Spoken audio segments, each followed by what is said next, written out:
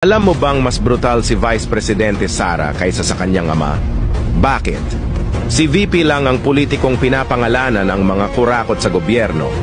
Narinig nyo naman nung naka-livestream siya. Pinagsisigaw niya yung mga pangalan ng mga alam nyo na. Kapag hindi pa siya mapapabagsak ng admin.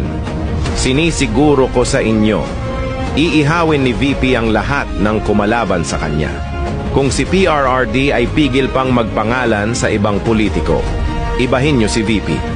Dahil wala siyang espesyal na connection sa mga Marcos. Kapag yung impeachment na yan ay hindi magtagumpay, kahit maglakad pa kayo ng paluhod sa simbahan ng Quiapo, walang makakapagligtas sa inyo. Sino ngayon yung pinakasimpleng strategic pathway dito? Si Sara. Wala siyang alliance. Kaya nga, dangerous si Sara pag na-survive niya to. She's going to be the most dangerous politician. Because if she survives this, mas malala pa siya sa tatay niya dahil kahit sa mga Marcos, wala siyang utang na loob. May family, lalo na si Vice President. If ikaw bukas mag-presidente yan, waswas tayong lahat dito.